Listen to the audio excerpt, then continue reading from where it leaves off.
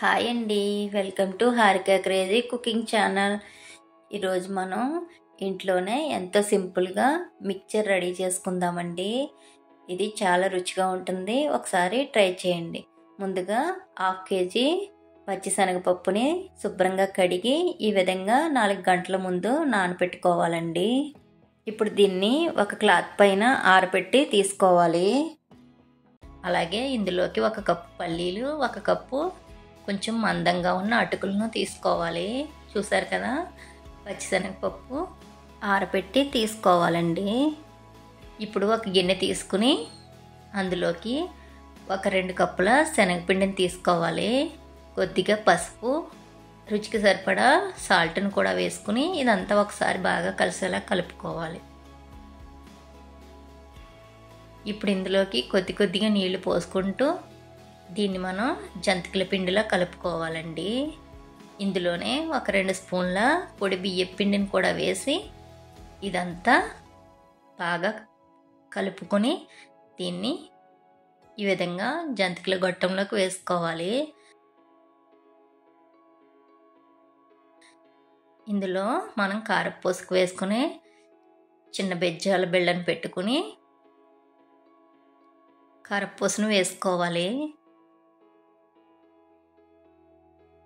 చూసారు కదా, ఈ విధంగా సరిపడినంత పిండిని వేసుకుని దీన్ని ఒక పక్కన పెట్టుకోవాలి. ఇప్పుడు స్టవ్ వెలిగించుకొని డీప్ ఫ్రైకి సరిపడా ఆయిల్ పెట్టుకోవాలి. ఆయిల్ వేడైన తర్వాత ఈ విధంగా కారపూసని వేసుకోవాలండి.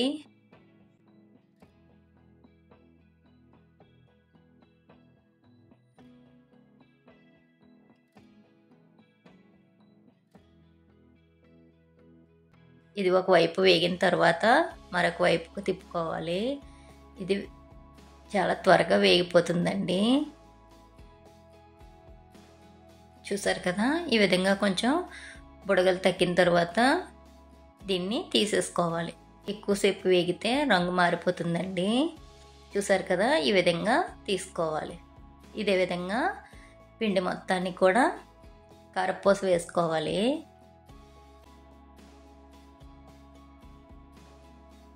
మనం బయట కొనే పని లేకుండా ఇంట్లోనే హెల్తీగా మంచి మిక్చర్ రెడీ చేసుకోవచ్చండి.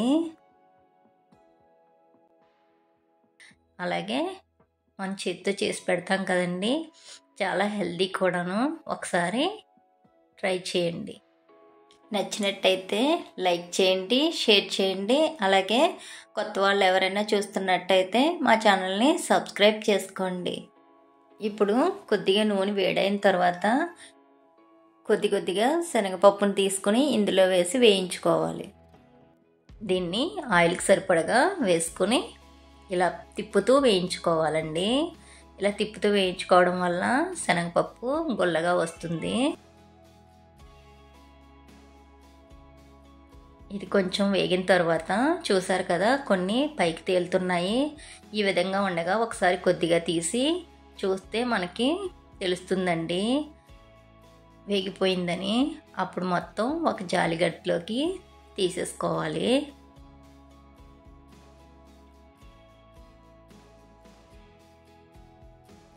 చూసారు కదా, ఈ విధంగా మొత్తాన్ని తీసుకుని ఇది నూనె మొత్తం వాడిపోయిన తర్వాత దీన్ని ఒక గిన్నెలో వేసుకోవాలి.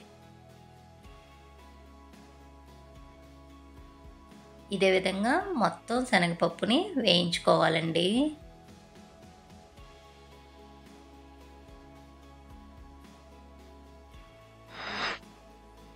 మన ఛానల్లో లడ్డు రెసిపీస్, మైసూర్ పాకు, ఇలా స్వీట్ రెసిపీస్ కూడా ఉన్నాయండి.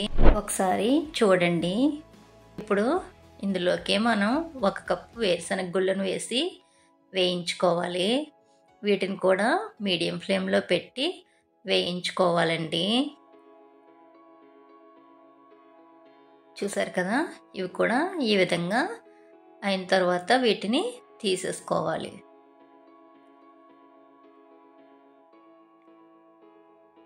మంటని మీడియం ఫ్లేమ్లో పెట్టుకుని వేయించుకోవాలండి, లేదంటే పైన మాడిపోతాయి, లోపల పచ్చిగా ఉంటాయండి. ఇవి కూడా నూనె వాడిపోయిన తర్వాత ఒక గిన్నెలోకి తీసుకోవాలి. అదేవిధంగా అటుకులను కూడా వేసి వేయించుకోవాలి. ఒకవేళ అటుకులు వేసుకోవడం మీకు ఇష్టం లేకపోతే స్కిప్ చేసేయచ్చండి. చూసారు కదా, అటుకులు కూడా చాలా త్వరగా వేగిపోతాయి. వీటిని కూడా కొంచెం చూసి వేయించుకోవాలి. ఇవి కూడా వేగిపోయాయి, తీసేసుకుందాము. ఇది ఆయిల్ కూడా తక్కువ పీల్చుకుంటుందండి, అలాగే చాలా రుచిగా కూడా ఉంటుంది. మనం బయట కొనే పని లేకుండా హెల్తీగా ఇంట్లోనే మిక్చర్ తయారు చేసుకోవచ్చు. చూసారు కదా, కొద్దిగా కరివేపాకును కూడా వేయించి వీటన్నిటిని ఒక గిన్నెలోకి తీసుకోవాలి. ఇప్పుడు ముందుగా మనం మిక్చర్ని తయారు చేసుకోవడానికి కారపూసని ఈ విధంగా నలుపుకోవాలండి. చూసారు కదా, చిన్న చిన్న ముక్కలుగా దీన్ని నలుపుకొని మనం ముందుగా తయారు చేసుకున్న శనగపప్పు, వేరుశనగ గుళ్ళలో వేసుకోవాలి. ఇప్పుడు ఇందులోకి కొద్దిగా కారాన్ని, సాల్ట్ని కలుపుకుందామండి. ఒక గిన్నె తీసుకుని ఒక 2 స్పూన్ల కారం, అలాగే 1 స్పూను జీలకర్ర పొడి, రుచికి సరిపడా సాల్ట్ని వేసుకుని ఒకసారి వీటన్నిటిని బాగా కలిసేలా కలుపుకోవాలి. ఇప్పుడు మన మిక్సర్లో ఈ కారాన్ని కొద్ది కొద్దిగా వేసుకుంటూ మీరు తినే కారాన్ని బట్టి దీన్ని వేసుకోండి.